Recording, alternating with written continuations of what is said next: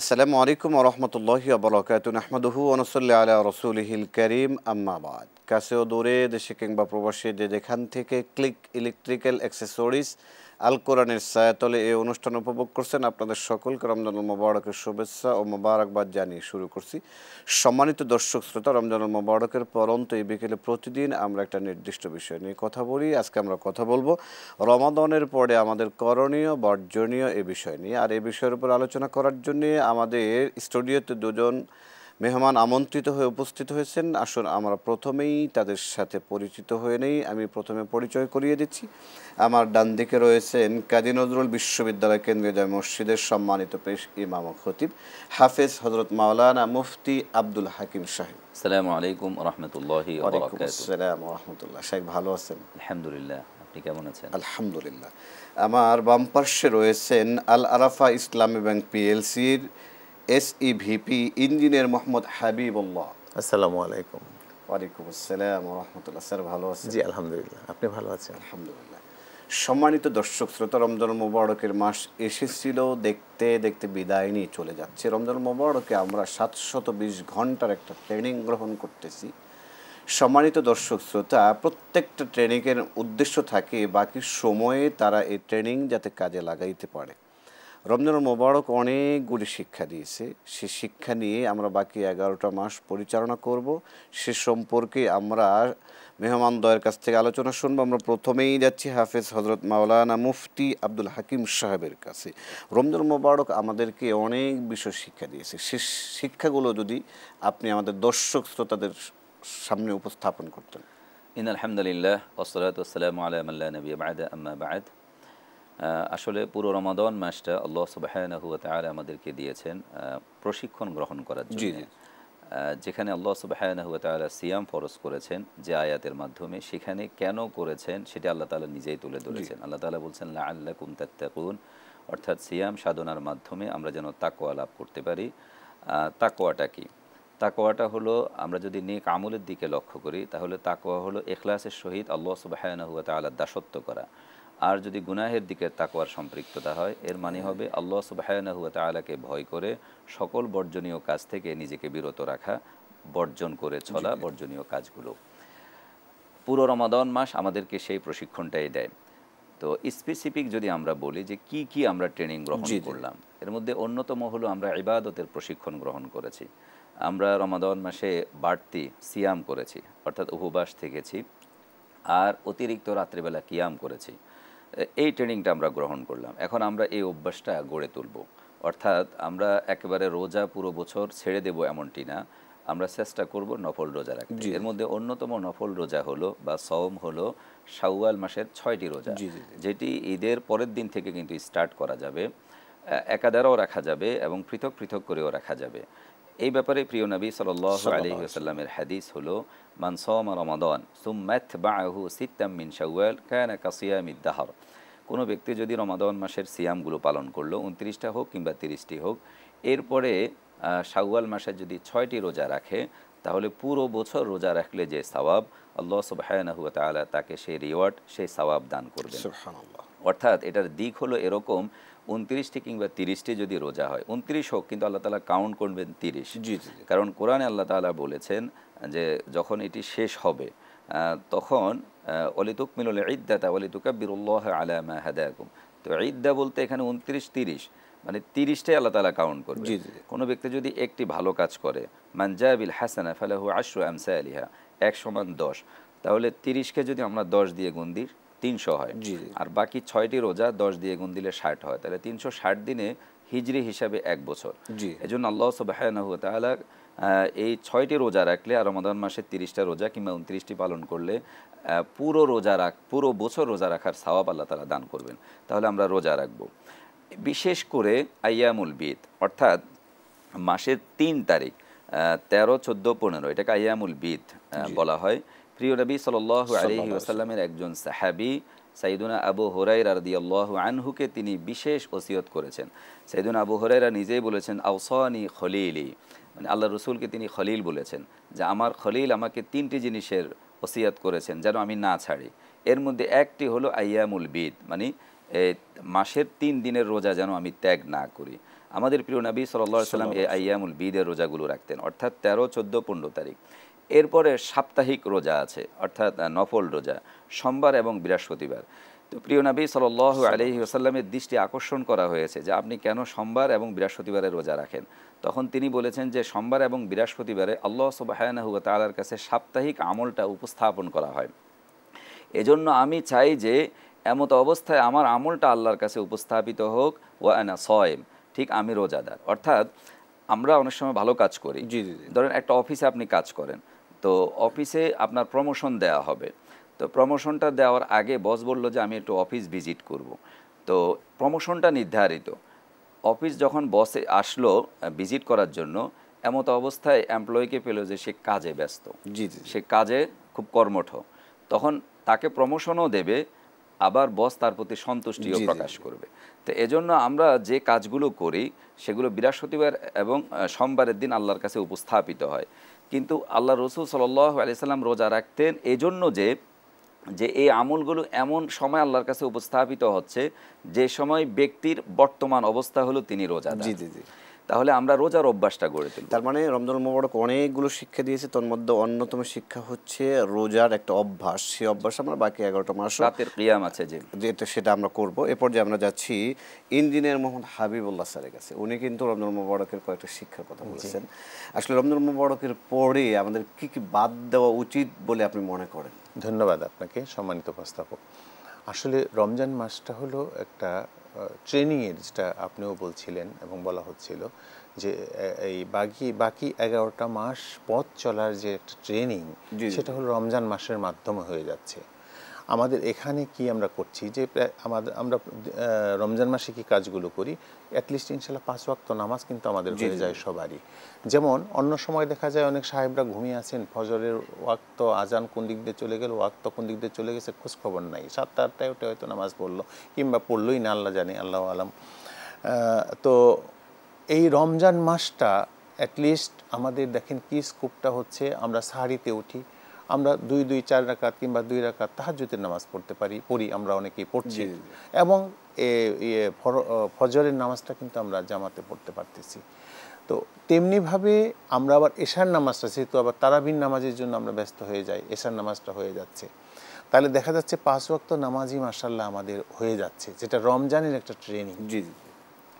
Similarly এখানে আরও কি আছে, আল্লাহ রাব্বুল ইজ্জাত বলেছেন যে হলো ইয়া আইয়ুহাল্লাযিনা আমানু উদখুলু ফি সিলমি কাফফাতা ওয়ালা তাত্তাবিউ খুতুওয়াতিশ শাইতানি ইন্নাহু আদুউম মুবিন।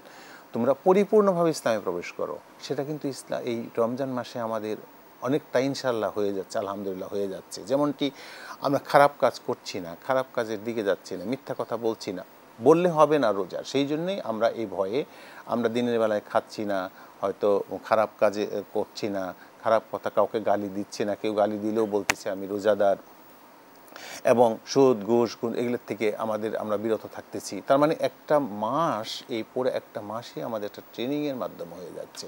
এখন 1 মাস আমি এই কাজগুলো করলাম, রমজান গেলেও আবার যদি আমি আগের মতো হয়ে গেলাম, তাহলে তো আল্লাহ পাক বলেছেন যে তুমি তাহলে ইসলামে পরিপূর্ণভাবে প্রবেশ করোনি। ইসলামে পরিপূর্ণভাবে প্রবেশ করতে হবে, তবেই তুমি হলো আল্লাহকে পাবা। তো মুত্তাকি তখনই হওয়া যাবে যদি তুমি সেই কাজগুলো করো। এখন পরবর্তী মাসগুলো যাতে আমার এই যে এখন যে চারিত্রিক বৈশিষ্ট্য, এখন যে কাজগুলো আমি করে যাচ্ছি, নামাজ পড়ছি, রোজা রাখলাম, জাকাতও দিচ্ছি, জাকাত হয়তো অন্য সময় দিলেও হয়, তবু আমরা রমজান মাসে দিচ্ছি, দান খয়রাতটা বাড়িয়ে দিচ্ছি। তো এই কাজগুলো বাকি 11টা মাসই কন্টিনিউ করা আমাদের খুবই জরুরি। তাহলে ইনশাল্লাহ আমরা আসলে যে মুত্তাকি হলাম, পরহেজগারিত্ব অর্জন করা, তবেই আমাদের সেটা সার্থকতা আসবে। রোজার মাসটা আমাদের। ধন্যবাদ, আপনাকে অনেক সুন্দর করে আপনি উপস্থাপন করতেছিলেন। এরপর যে আমরা যাচ্ছি হাফেজ মাওলানা মুফতি আব্দুল হাকিম সাহেবের কাছে, আলোচনা শুনবার সময় হয়েছে, ছোট্ট একটি বিরতি। সম্মানিত দর্শক শ্রোতা, আপনারা দেখছেন ক্লিক ইলেকট্রিক্যাল অ্যাক্সেসরিজ আল কোরআনের ছায়াতলে। শীঘ্রই ফিরছি, ততক্ষণ আপনারা আমাদের সাথেই থাকুন।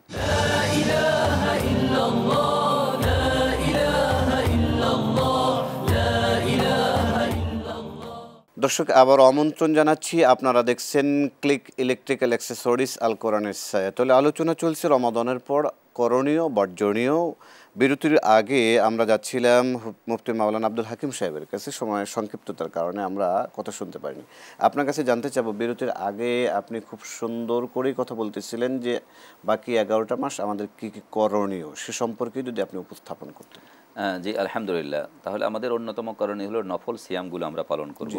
সোমবার মানে ইয়াউমুল ইসনাইন, ইয়াউমুল খামিস বৃহস্পতিবার, আর পুরো মাসে 3 দিন আইয়ামুল বিদ, অর্থাৎ আরবি হিসাবে হিজরি মাস হিসাবে 13, 14, 15 তারিখে এই রোজাগুলোর আমরা অভ্যাস গড়ে তুলব।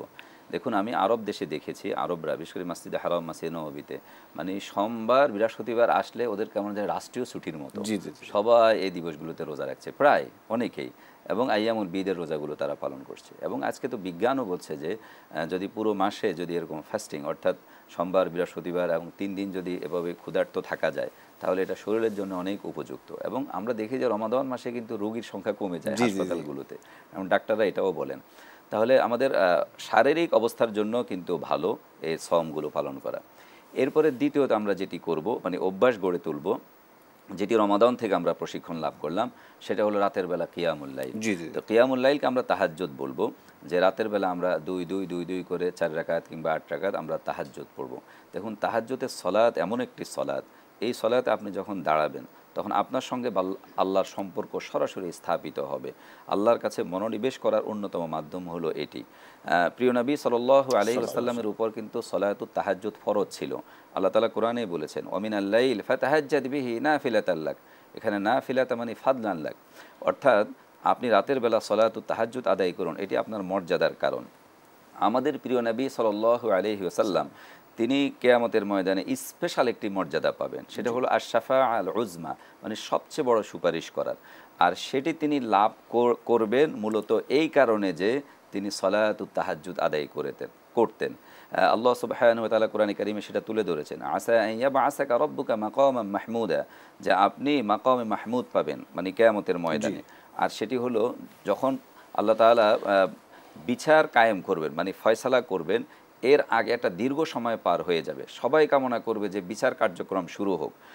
তখন আল্লাহ রাসূল সাল্লাল্লাহু আলাইহি ওয়াসাল্লাম সাজদায় পড়ে যাবেন, তখন আল্লাহ তাআলার দয়া হবে। আল্লাহ তাআলা বলবেন যে ইয়া মুহাম্মদ ইরফা রাসাক ওয়াসাল তু'তা ইশফা তুশাফা, যে এটা বুখারীর কিন্তু হাদিস, যে আপনি মাথা উত্তোলন করুন, সাজদা থেকে উঠেন, আপনি চান, আপনি সুপারিশ করুন, সেটা অ্যাকসেপ্ট করা হবে।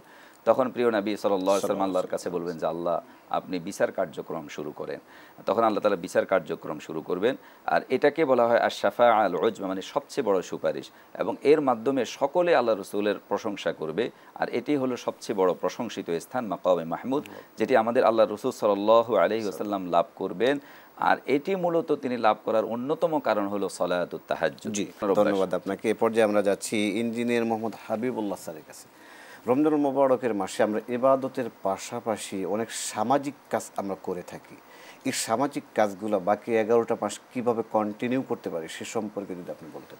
জি, সুন্দর বলেছেন আপনি। আসলে তো রমজান মাসে আমরা ইবাদত তো করি, জি ঠিকই বলেছেন, আরও কিছু ভালো কাজ করি। আমরা গরিব মিসকিনকে খাবার দিই, আমরা দান খয়রাত বেশি বেশি করি, ইফতার করাই কাউকে, এরকম কাজগুলো করে থাকি। জাকাত দিই, একটা ইম্পর্টেন্ট জিনিস, আমরা জাকাত দিই। সেক্ষেত্রে অনেক সামাজিক কাজকর্ম আমাদের এক্ষেত্রে হয়। অবশ্য জাকাতের ক্ষেত্রে আমি বলবো যে ওই লুঙ্গি আর শাড়ি না দিয়ে কাউকে স্বাবলম্বী করা, একজন লোককে স্বাবলম্বী করা, যাতে করে সে কখনো আবার সে নিজেই জাকাত দেওয়ার মতো অ্যাবিলিটি রাখে, এরকম তৈরি করা, সেটা একটা ভালো দিক। অনেক আমরা সে প্র্যাকটিস আলহামদুলিল্লাহ ইদানিং কিন্তু করছি।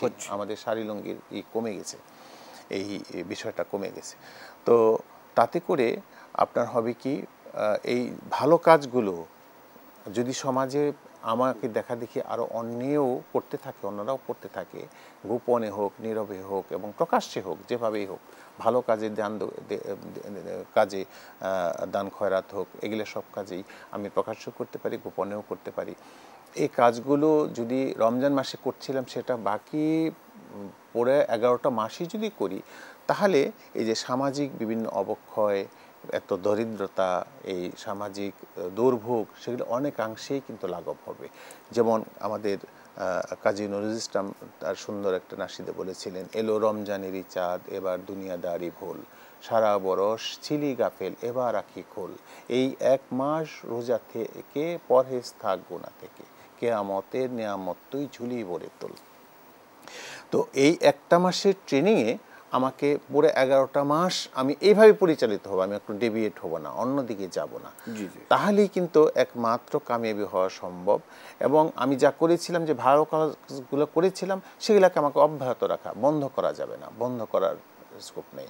তাহলে আমি ডেভিয়েট হয়ে যাব। আমাকে ভালো কাজগুলো করতে হবে, এবং যে মন্দ কাজগুলো আমি রমজানে মন্দ জেনেছি, যেগুলোকে আমি গর্হিত মনে করেছি, সেটাকে আমি বাকি 11টা মাসও ওইভাবেই আমি অভ্যস্ত হয়ে যাওয়া, নিজেকে মোটিভেট করা যে এই মন্দ কাজগুলো করা যাবে না।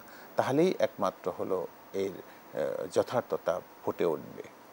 ধন্যবাদ আপনাকে, খুব সুন্দর করে আপনি আলোচনা করতেছিলেন। এ পর্যায়ে আমরা যাচ্ছি হাফিজ মাওলানা মুফতি আব্দুল হাকিম সাহেবের কাছে। আপনি আপনার আলোচনা খুব সুন্দর করে আপনি ফুটিয়ে তুলেছিলেন যে রমজানুল মুবারকের মাসে আমরা সলাতুত তাহাজ্জুদের যে অভ্যাস হয়েছে, সেটা আমরা বাকি 11টা মাস কন্টিনিউ করব।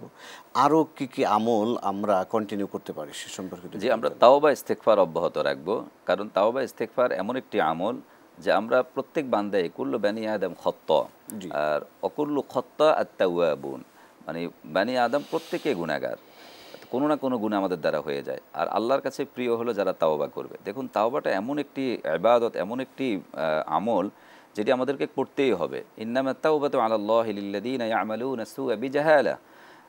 তাওবা যদি আমরা করি, গুনাহ করার সাথে সাথে, গুনাহ না করলেও তাওবা করতে হবে, তবে আল্লাহ তাআলা আমাদেরকে ইনস্ট্যান্ট মাফ করে দেবেন। দেখুন, তাওবা ইস্তেগফারের এমন একটা শ্রেষ্ঠত্ব আছে, আখিরাতে না পাইলেও দুনিয়াতেও আল্লাহ তাআলা দান করবেন।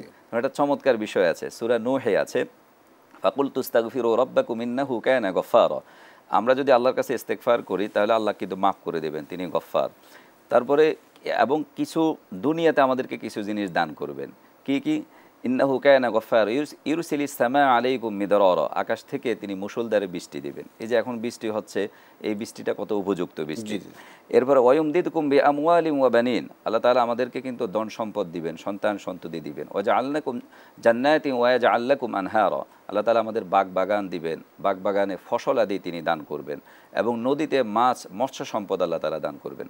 এখানে 4টা জিনিস আল্লাহ তাআলা দিবেন বলেছেন। তো এটার একটা ইন্টারেস্টিং ঘটনা আছে, সেটি হলো এরকম যে প্রখ্যাত তাবিঈ, মানে আত-তাবিঈ আল জালিল আল হাসান আল বাসরি রহিমাহুল্লাহ, তিনি তাবিঈ কুল শিরোমণি ছিলেন। তার কাছে একবার এক ব্যক্তি আসলো, বলল যে সাইয়েদুনা, আমার ফসল আছে, ক্ষেত আছে, কিন্তু বৃষ্টি হচ্ছে না, বৃষ্টির কারণে ফসলে ঝামেলা হচ্ছে, আপনি আমার জন্য একটু দোয়া করুন, বা আমার করণীয় কি? তখন তিনি তাকে বললেন যে ইস্তাগফিরিল্লাহ, তুমি আল্লাহর কাছে ক্ষমা প্রার্থনা করো, মানে তাওবা করো। এরপর আরেক ব্যক্তি আসলো, এসে বললো যে আমার ছেলে মেয়ে হচ্ছে না, আমি কি করব? তখন বললো যে ইস্তাগফিরিল্লাহ, তুমি আল্লাহর কাছে ক্ষমা প্রার্থনা করো। আরেক ব্যক্তি আসলো যে আমার মন্দা যাচ্ছে, টাকা পয়সা নাই, কি করব? তখন বললো যে ইস্তাগফিরিল্লাহ, তুমি আল্লাহর কাছে দোয়া করো। আরেক ব্যক্তি আসলো, বললো যে আমার বাগান আছে, কিন্তু ফসল হয় না, ফল ফলাদি হয় না, কি করব? তখন তিনি বললেন যে ইস্তাগফিরিল্লাহ, তুমি আল্লাহর কাছে ক্ষমা প্রার্থনা করো। তখন তার ছাত্ররা বললো যে ওস্তাদ, বুঝলাম না, যে 4জন ব্যক্তি 4টা সমস্যা নিয়ে আসলো, আর আপনি সমাধান দিলেন একটি, যে ইস্তাগফিরিল্লাহ, আল্লাহর কাছে ক্ষমা প্রার্থনা করো।